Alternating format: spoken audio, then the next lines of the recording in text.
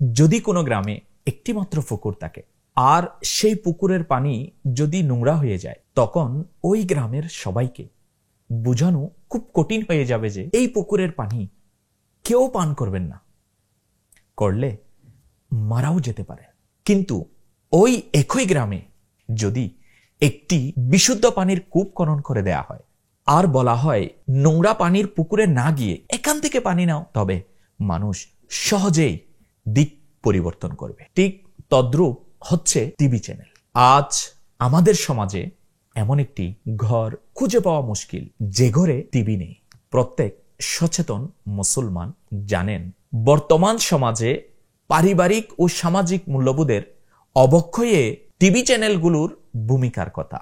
এই প্রতিকূল অবস্থা যদি গভীরভাবে পর্যবেক্ষণ করা যায়, তাহলে দেখা যাবে মুসলমানদের চারিত্রিক সংশোধন সীমিত আকারে কেবল মসজিদে খুতবা, বয়ান ও দ্বীনি আলোচনা এর মধ্যেই সীমাবদ্ধ রয়েছে।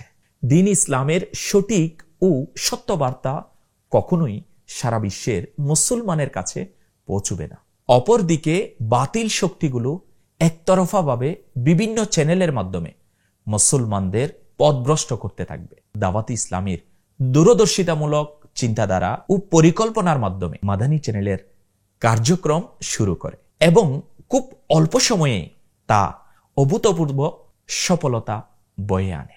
ঘরে ঘরে কোরআন ও সুন্নতের বাণী পৌঁছে দেওয়া, বেনামাজিকে নামাজি বানানো ও লাখো যুবকের পরিবর্তনের মাধ্যম হলো মাদানী চ্যানেলের অন্যতম একটি দিক হলো যে কোনো ধরনের বিজ্ঞাপন মুক্ত 100% শরীয়ত সম্মত মাদানী চ্যানেলের বাৎসরিক খরচ কোটি কোটি টাকা। এই খরচ আসে আপনার আমার দেওয়া বিভিন্ন দান অনুদান থেকে। তারই ধারাবাহিকতায় চলমান রয়েছে মাদানী চ্যানেলের দান অনুদান সংগ্রহের কর্মসূচি। এতে আপনিও স্বতঃস্ফূর্তভাবে অংশ নিন।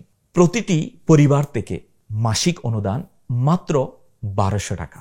আপনার এই ক্ষুদ্র প্রয়াস মাদানী চ্যানেলের দ্বীনি কার্যক্রমকে আরো বেশি বেগবান করবে বলে আমরা দৃঢ় আশাবাদী।